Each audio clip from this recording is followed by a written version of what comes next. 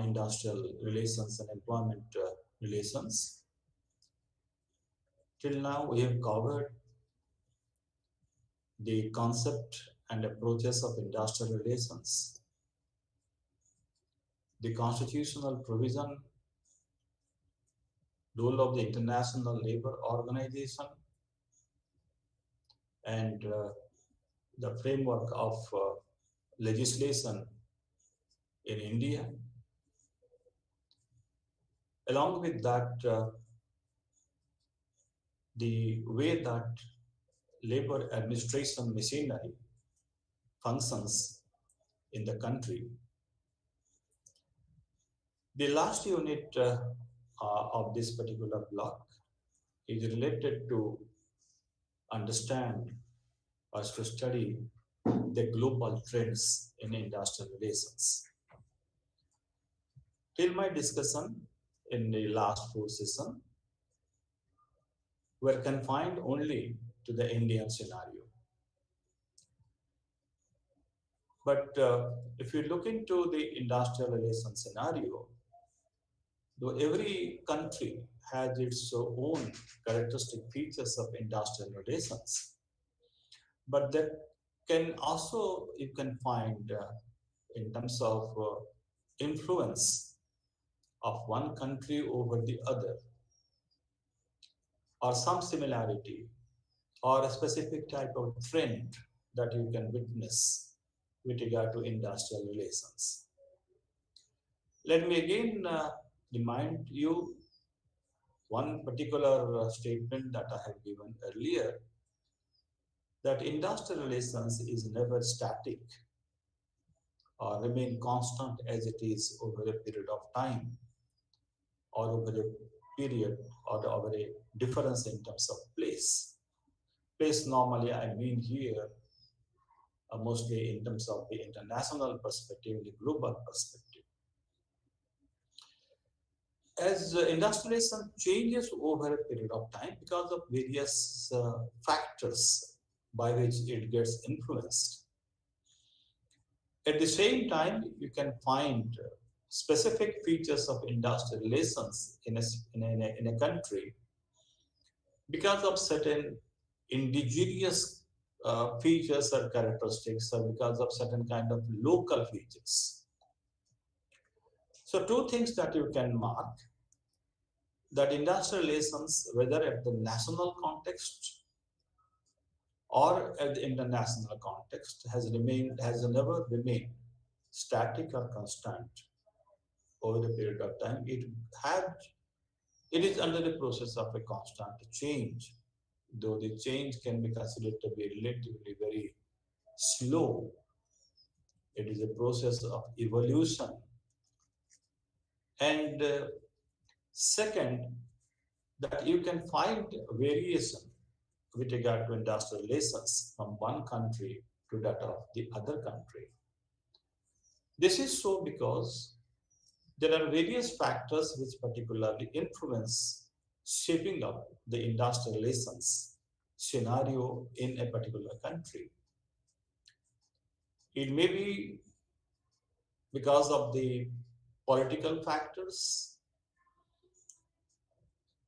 Along with that, around different kind of economic institutions or economic factors.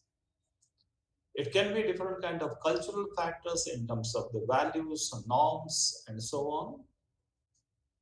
It can be because of the demography, change in the demography in the country.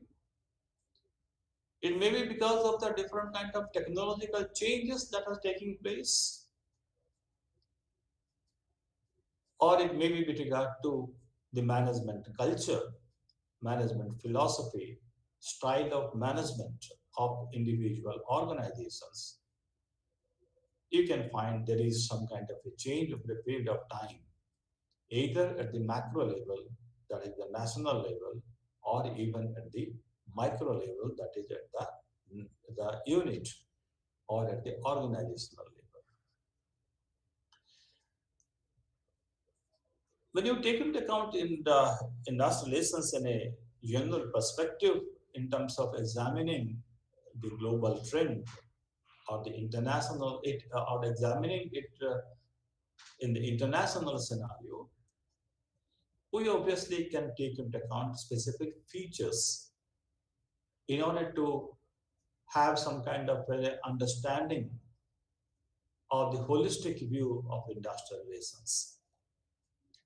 I will primarily concern or will suppose cover my discussions on three different major issues relating to industrial relations. One is obviously the trade unionism with regard to cross-country variations. At the same time, trade unionism at the international level, that is one aspect. The second two aspects is with regard to the management, labor or employee-employee relationship. And two institutions that I will be covering here is collective bargaining, and the second is workers' participation in management.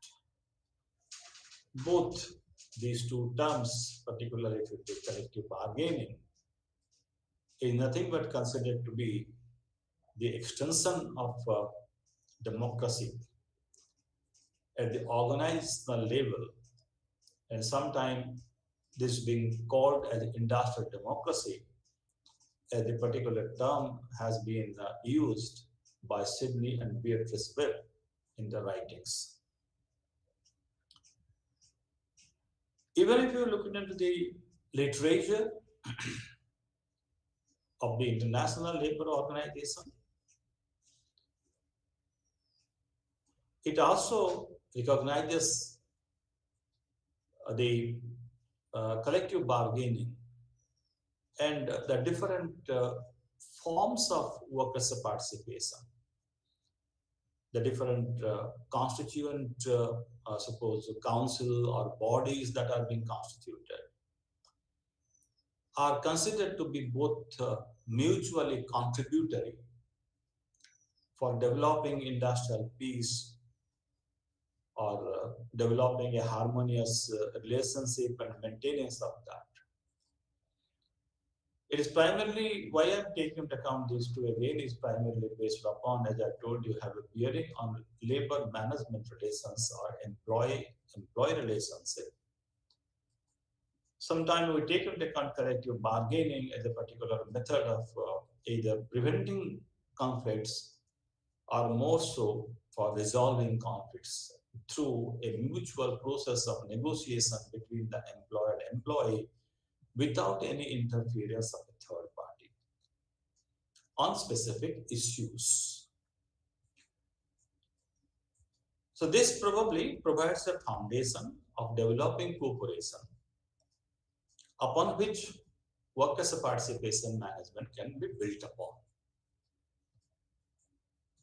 Or is it primarily based upon the premise that in order to develop cooperation, primarily, first of all, we must manage conflicts, avoid conflicts, or resolve conflicts so that it can positively contribute towards participation, cooperation in the organization. But once cooperation is being there between the management and the workers or employer and employees, that will again have a feedback with regard to resolving conflicts in a positive manner. That is why these three institutions I have taken into account for the purpose of analyzing the global trend that exists with regard to the industrial relations scenario. If you take into account the first aspect, that is with regard to the trade unionism, I will first of all focus my discussion on the cross-country variations. Then I will make some discussion relating to the internationalization, or rather you can say the participation of unions or trade unions or the national trade unions at the international level. So if you take into account trade unionism as the aspect, which obviously is a resultant organization after the industrial revolution and the emergence of the uh, modern industries, almost every country that you can find at present, the workers or employees employed in different organizations, whether they belong not only if in a formal or the organized sector, but in many cases even unorganized sector or informal sector, you find they have associated themselves into the formation of unions.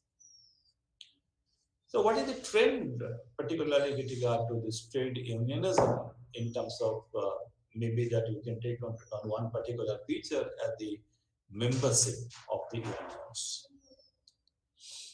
What is the impact or what is the changes that one has witnessed?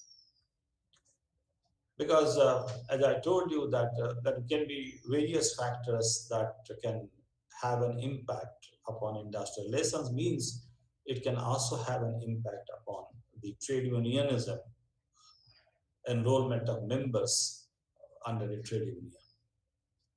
The same factors that is like technology or the economic factor, demography, change in the economic institutions, and so on.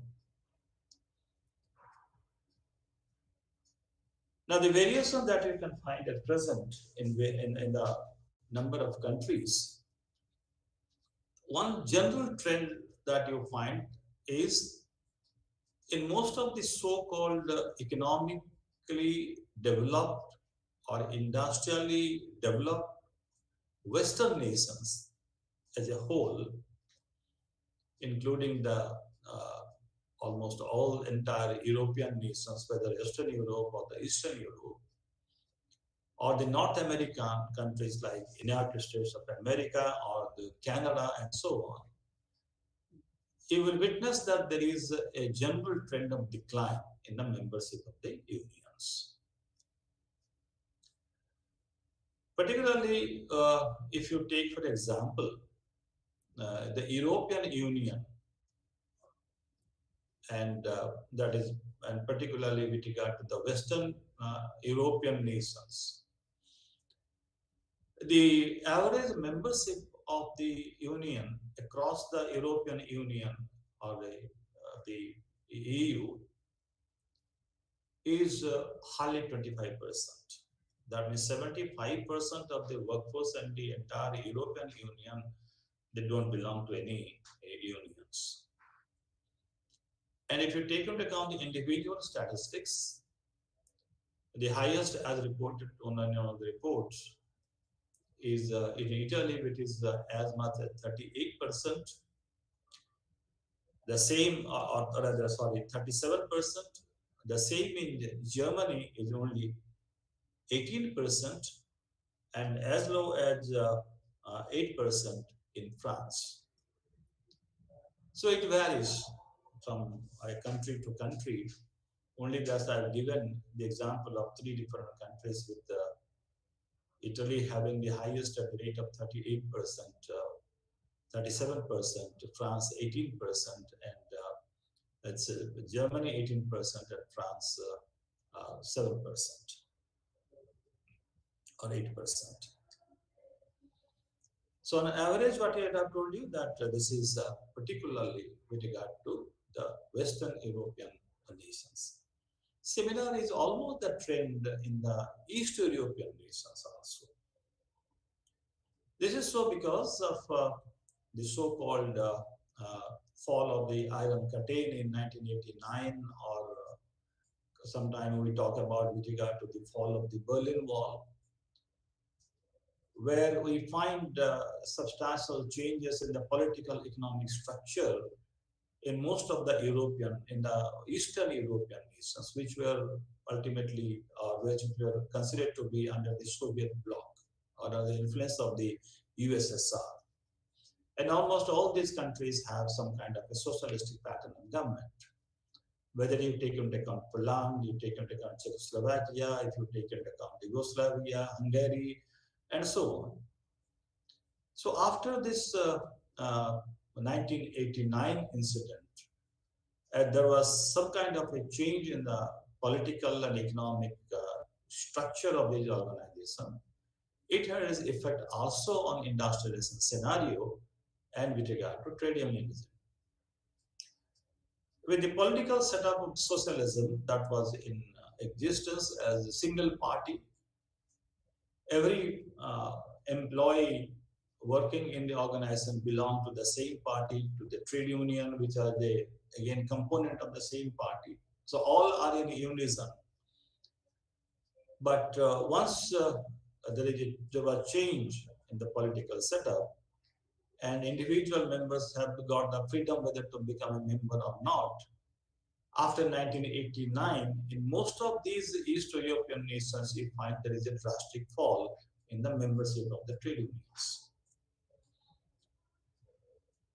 Similarly, this trend of decline in the membership of trade unions can also be visible, further intensifying in the beginning of the new millennium, and more specifically after the so-called economic meltdown that was witnessed in 2008, which had its impact upon almost the entire globe. And because of its impact in, suppose, North America, or if you take into account the European nations, it further had an impact with regard to the decline of union membership because of, again, certain kind of measures that the organizations or the employers that took in furtherance to come up with the effect of the economic meltdown, or to make them to survive in a competitive world. The scenario, however, if you look into, is not the same that in every part of the globe that union membership has declined. In some of the Asian countries, as the report says, that you can find there is an increase in the membership of the unions. More specifically, if you take into account Malaysia, if you take into account Singapore, if you take into account South Korea, and including the report says India, where you can find there is an increase in the union membership, though a lot of demographic changes that have taken place in the Indian labor market. Similarly, you can find it is being found that the membership of unionism has increased in New Zealand, Australia, and also in terms of South Africa.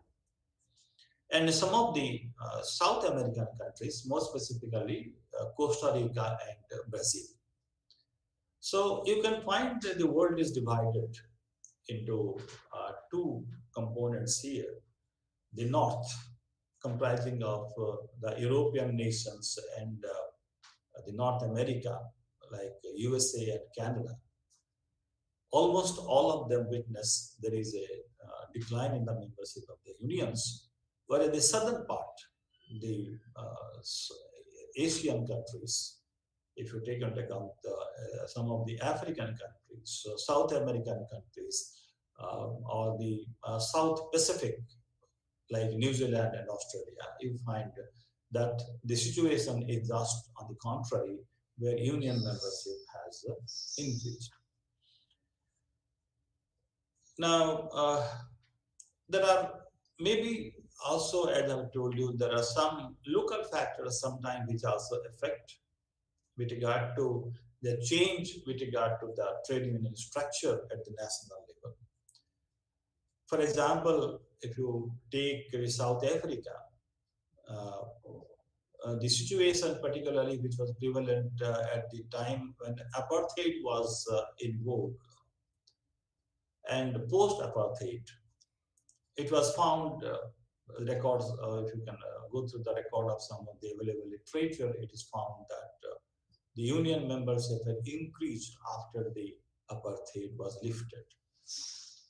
So not only there are certain general features, but you can find there are some local characteristics, national, local factors that can have an effect, whether in terms of change in the membership pattern or the structure, whether an increase or decrease.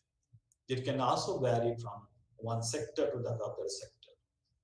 For example, if you take into account the Indian context, though this is also to some extent a common feature in almost every country, there is a decline with regard to the workforce or the membership of the union, particularly because of the fall in the employment or decline in the employment in the manufacturing sector, and increase of employment in different other new sectors which have come up in a very large scale providing employment.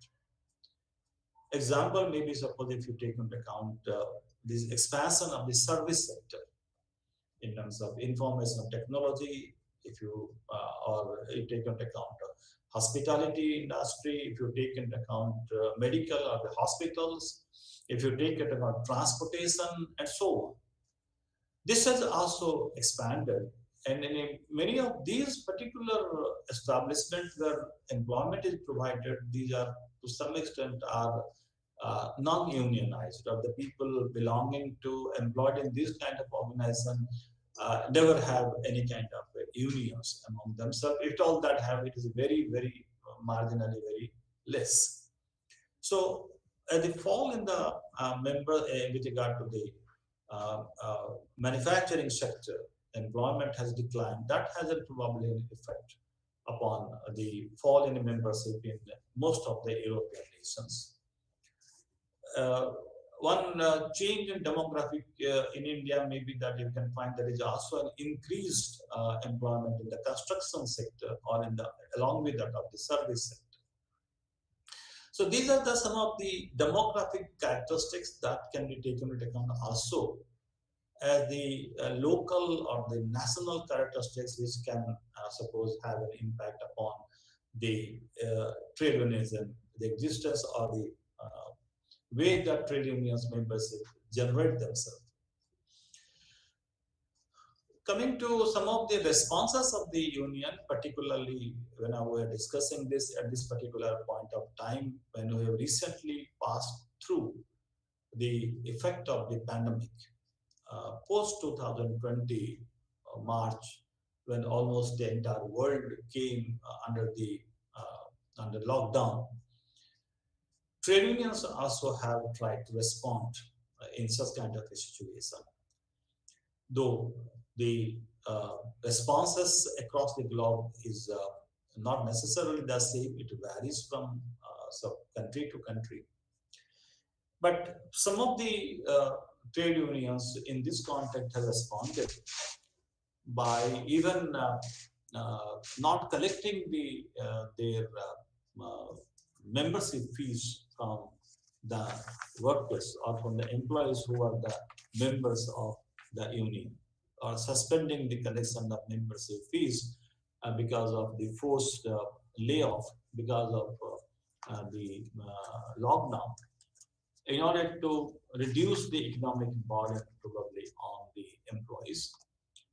And some of the unions have also responded in a different manner of providing not only assistance or looking into the welfare of the employees, but even coming to the rescue of some of the workers employed in the informal sector, to bring them under the fold of the unions and fight for them against so-called layoff. This is particularly with some of the unions in Sweden, where they have taken up this kind of an effort for protecting the informal worker from the face of layoff because of the lockdown. Similarly, Georgia also adopted similar kind of practices in order to protect the workers or the employees, in particularly in the informal sector, to provide them protection either from loss of employment and bringing them into the fold of the unions. So normally, what you find here is that trade union. But before that, I conclude this particular aspect. The scenario in India, however, is totally different during pandemic and so-called with regard to the response of the unions. Though, what was the approach of the unions with regard to their members? At the pandemic, not much of literature is available, or I have not come across that. But taking into account the different kind of news report that have come either in the newspapers or in the TV with regard to the suffering that the migrant labor that have undergone during the pandemic, particularly after the first lockdown, the union's response was not very positive, or the unions have never responded to the cause of such kind of workers, as is evident. It is only that the state or the government have come to the rescue of such employees, the migrant workers particularly, and that too only after the intervention of the Supreme Court. After seeing the suffering, the Supreme Court has directed the state government to take up measures, either to have shelter homes or to provide them food and transportation for the smooth transport and reduce the suffering of the migrant employees. So this is the scenario with regard to the trade unionism at the national level, with the variation from one country to the other. But coming to the international scenario of the unions with regard to international federations, as you know that unions can be formed at the plant level or at the unit level. Unions can be formed at the industry level, at the regional level, and also at the national level. National level unions, particularly, can be considered to be the federations where the plant level or unit level unions, trade unions, affiliate themselves to a larger body in order to have a greater strength and take this particular institution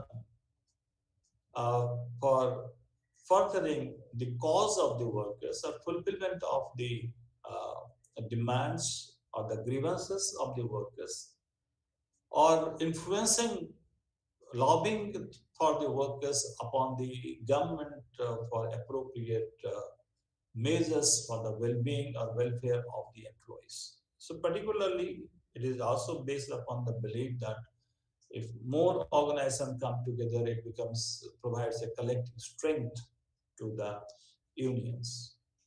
Similarly, if it is not only confined to the national level, sometimes it can also uh, cross the borders of the different nations, and unions of different nations can combine themselves to form international bodies or international trade unions.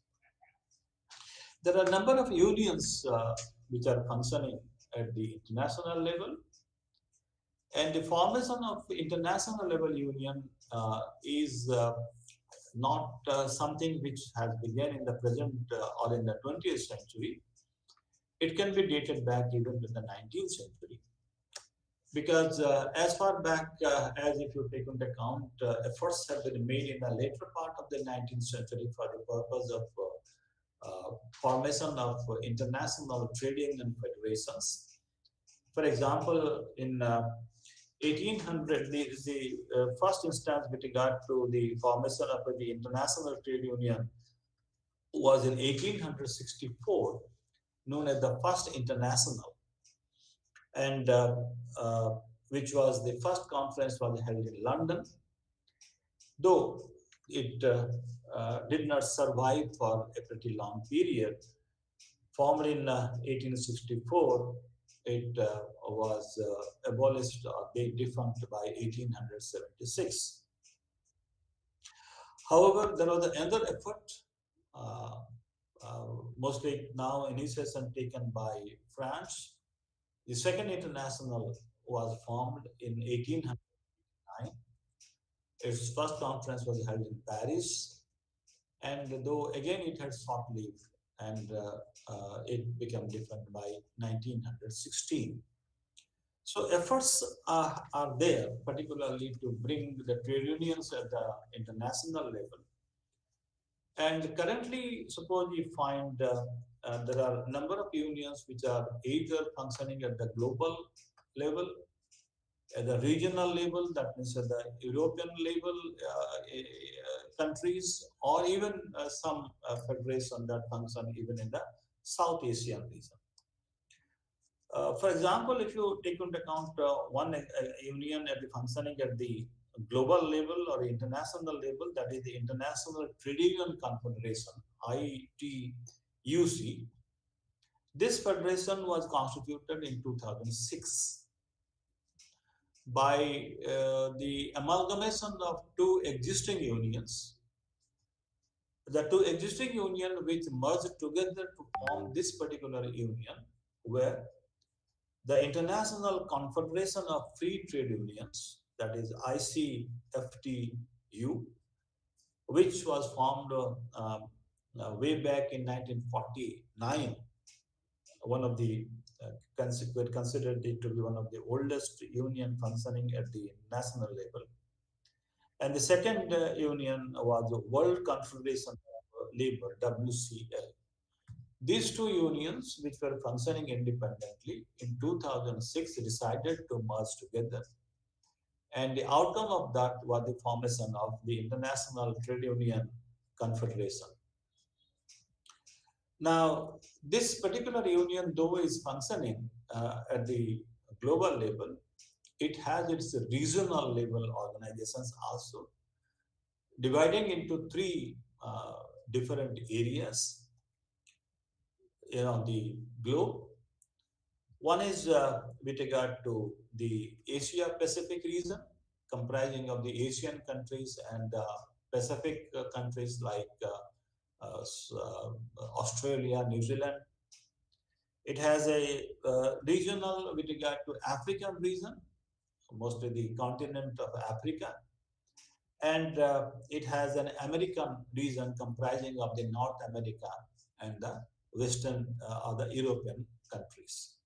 So there are regional, I suppose, institutions that are covering, uh, serving particularly for three different regions: Asia Pacific, Africa, and North America, comprising of North America and the European nations.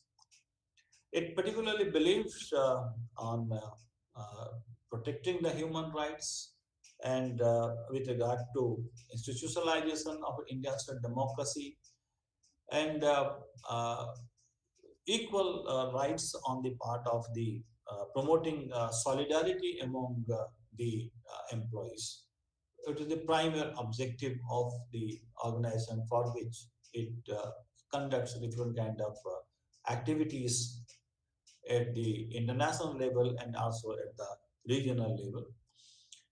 Now, many of the suppose organizations which have been affiliated to the erstwhile two organizations, the World Confederation of Labor, or if you take into account the ICFTU, International Confederation of Free Trade Unions.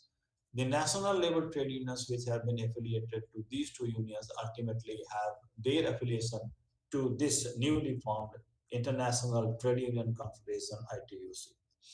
Because, for example, if you take into account the International Confederation Free Trade Union, which was formed in 1949, continued till 2006, till its merger or with the amalgamation with the formation of the new union, it had its affiliation from 225 affiliated organizations representing from 148 countries across the globe.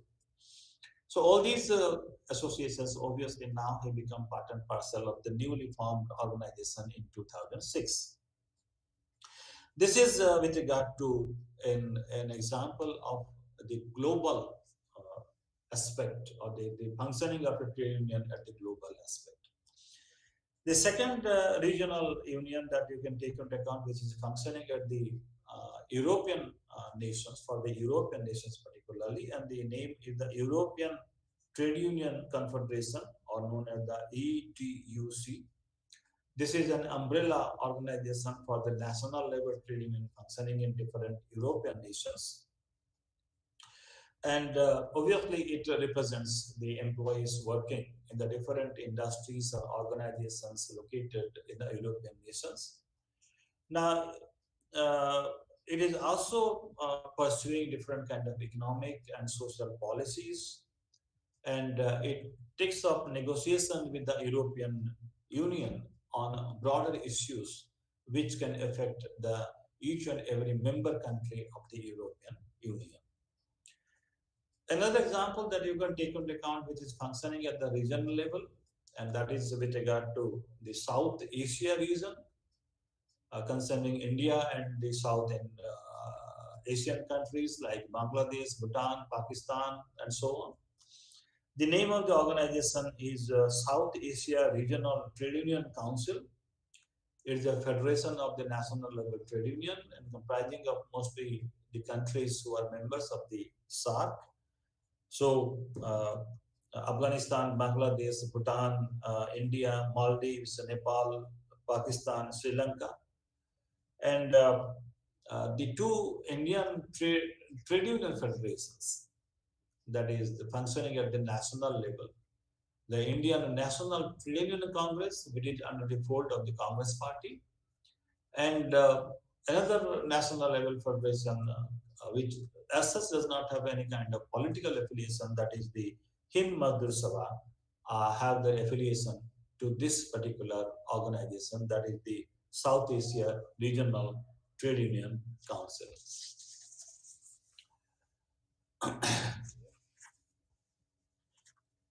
At the global level, you can take into account another particular union, that is Uni Global Union. It is known as the Union Network International, which is headquarters at Switzerland. It is a global federation of union of the national trade unions. And like the first one, as I have told you, this is a global union having affiliation from different member countries. As are the member, the different countries, the trade union of different countries having affiliation to it. So this is particularly the scenario that you find with regard to trade unionism in terms of national level and international level. Coming to the two other aspects, that is collective bargaining and workers' participation management, which are the two different institutions responsible or contributing for developing a harmonious management and union or employer-employee relationship. These two play a very important role. And in this context, obviously, if you remember particularly some of the conventions that have been adopted by the International Labour Organization becomes quite relevant. Particularly the convention number 87 adopted, that is in 1948, or convention number 98 adopted in 1949, which deal with the freedom of association or the formation of association and right for collective bargaining.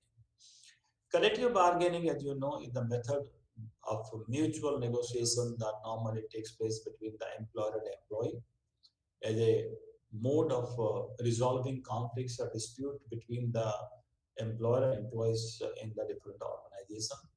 The practice of collective bargaining at the national level, however, varies from country to country. At one particular point of time, collective bargaining was considered to be one of the major means of resolving conflicts in the United States of America. Though in such situation in India, even if we take into account collective bargaining was resorted to, but it does not have any kind of, suppose, legal approval under any existing legislations. And as such, even if something is decided by the process of collective bargaining in India, this is normally converted into a conciliation settlement in order to have its wider implication and legal validity of that particular agreement. So collective bargaining across the globe, though has been practiced, but its practice has also to some extent been affected by different kind of recent changes that have taken place across the globe or in specific countries. Now, if you take into account particularly one of the reports that have been made on the basis of the survey with regard to the coverage of the employees under collective agreements, you can find there are three different categories of countries. Countries where the coverage of employees under collective bargaining is relatively low.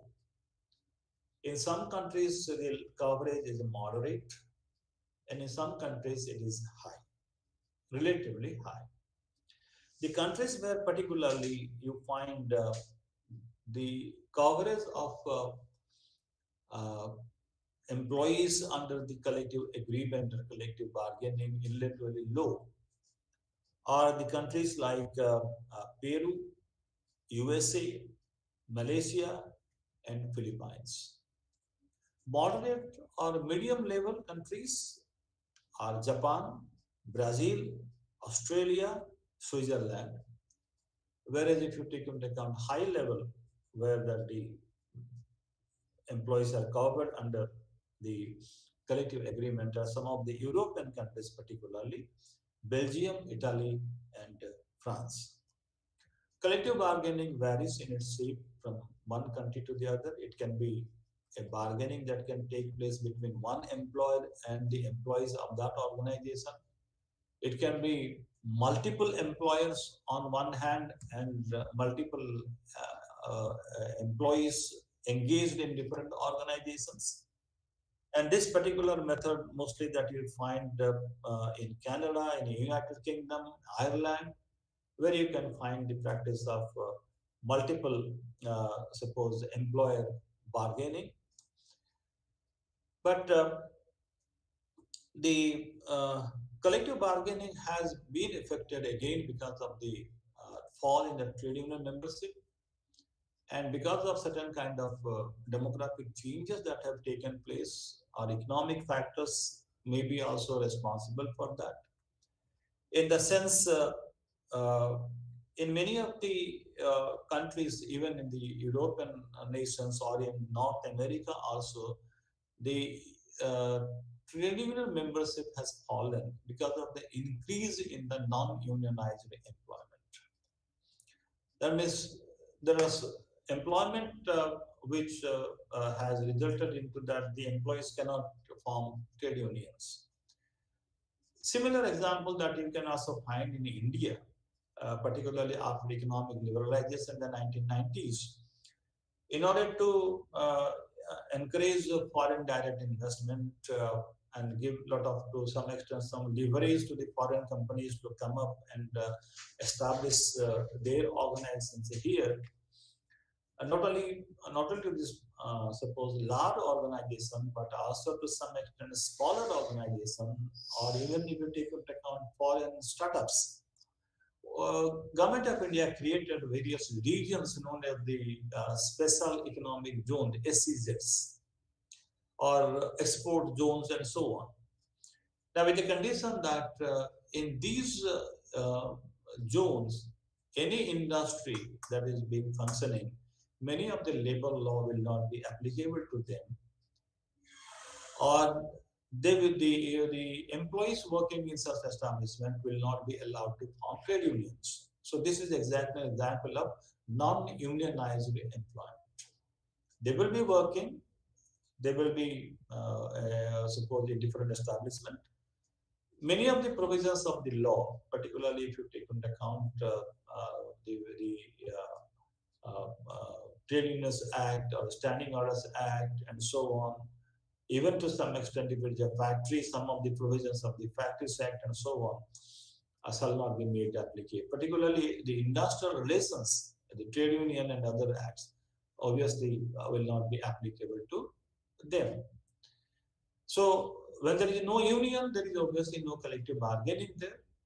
It is virtually to some extent again because of the change from employee industrial relation to employment relations with regard to employer and individual employer relationship. There is another factor which to some extent have reduced the coverage of collective agreements so far the number of employees are concerned. So the collective bargaining is an important institution so far monitoring or covering with regard to employer-employee relationship. Over a period of time, this has undergone changes, and either the structure of bargaining has changed from unit level to that of the multiple employer level. In Indian context, in some cases, we find also in terms of industry level, collective bargaining, though, as I've told you earlier, again, this is to some extent converted into a tripartite settlement subsequently. Suppose if you take into account collective bargaining or the mutual negotiation that takes place at the industrial level, for example, in the steel industry, irrespective of the public or private sector undertaking, whether they belong to the SAIL or Tata Steel or any others as private manufacturing, a coordination committee is being constituted at the national level, and discussion particularly takes place with representation from each unit, whether the public sector or private sector, where broad decisions agreement is being reached between the employer and the employees.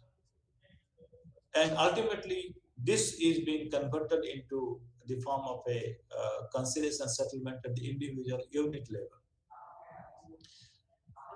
This is particularly when you talk and account with regard to whether collective bargaining or settlement across the particular industry.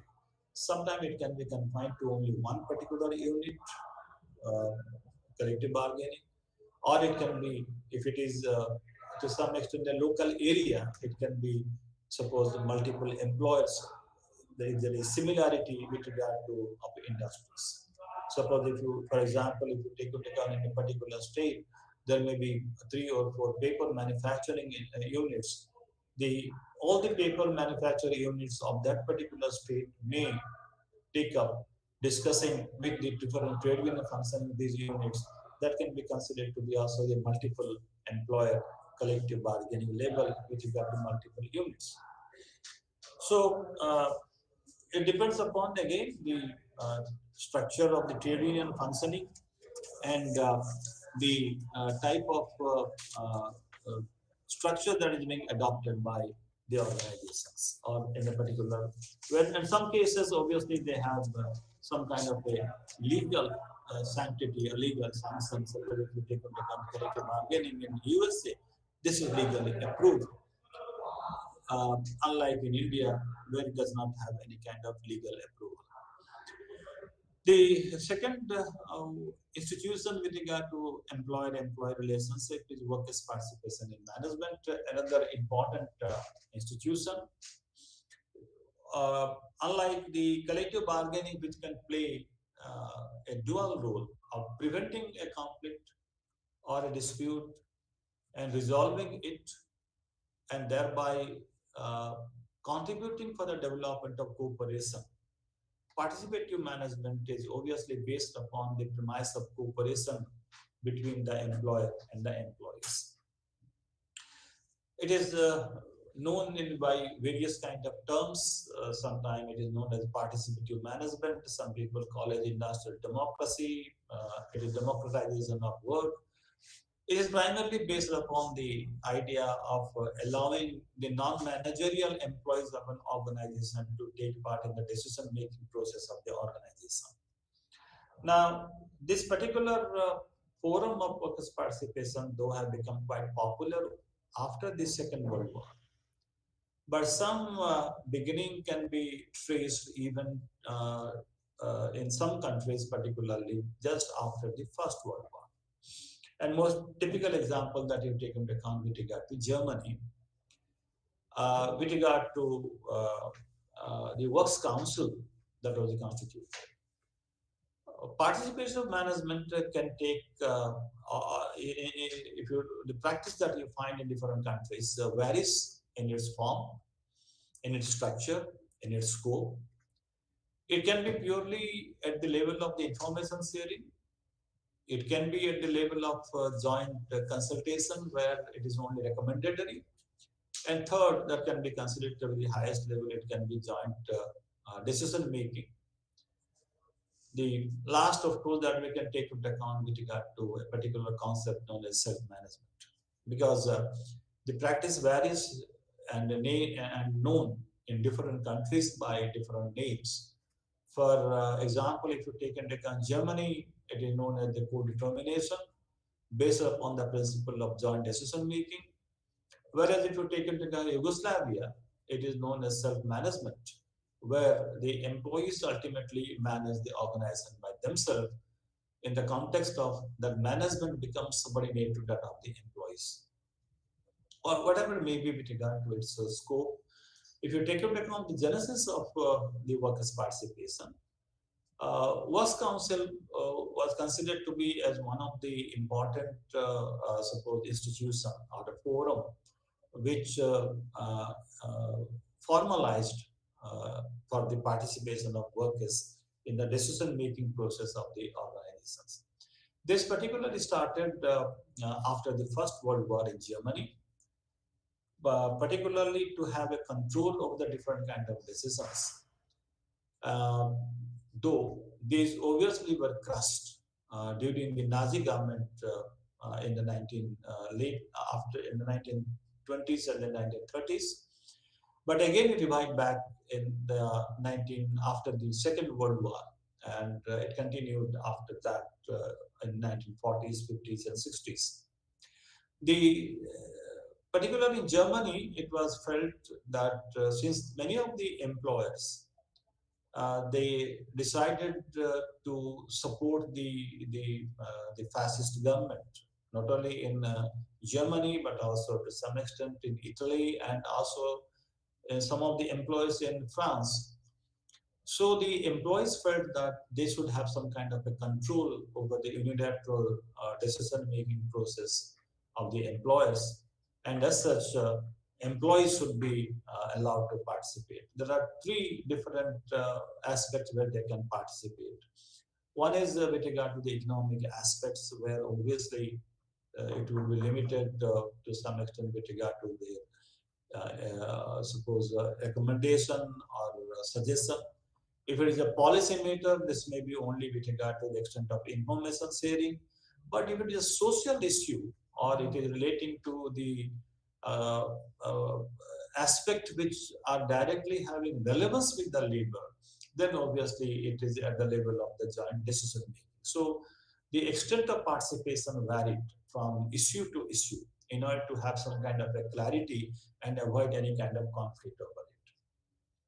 So Works Council emerged as an institution in many of in most of the European nations, though it began in Germany. It particularly became popular after the 1960s in various European nations. A similar example you can find also in the form of Works Committee as a institution under the Industrial Disputes Act of 1947. Statutorily or voluntarily, you can find the Joint Management Council as an experiment that was adopted in 1950, late 1950s in India. 1980s saw another particular change in the participative management style or forum. This is particularly with the impact of the changes that were witnessed in Japan. Japan was also devastated by the Second World War. But by 1980s, when they saw, the entire world saw, and particularly the West saw the meteoric rise of Japan, they were surprised at how Japan could come up so successful and revive its economies at a faster rate than that of the European or the North American countries. So when they examined it particularly, they found not only the specific characteristic of the Japanese culture, but more importantly with regard to a particular method of collective decision making focusing upon the quality was quite relevant for bringing out transformation to the Japanese organization, contributing for the economic development. And as a quality circle emerged to be another particular form of informal form of descending level of participation at the grassroots level on the daily work of the organization by the people or the rank and file workers employed in the organization. In Indian context, we find different types of forums, different type of institutions like as I told you with regard to West Committee, statutory under the ID Act, Joint Management Council voluntarily, Worker Director Scheme, again a statutory participative management at the highest level, at the Board of Director level, though limited to public sector undertakings and nationalized banks. And also, we find the prevalence of the quality circle. So the modus of participation varied from country to country. Germany, it is co-decision making. Yugoslavia, it is self-management. In India, we have, to some extent, depending upon the issues, either joint consultation or joint decision making. And having some kind of a clear-cut earmark in most of these countries, the issues that can be discussed on collective bargaining and issues that can be taken up participative management. To some extent, this particular scenario on this particular aspect does not have much of clarity in India, and as such, many a time we find a conflict between the issues that can be taken up for participative management or collective bargaining in Indian context. So this is with regard to the global trend of industrial relations, covering three important features with regard to trade unionism, industrial relations, and workers' participation in management. Thank you very much.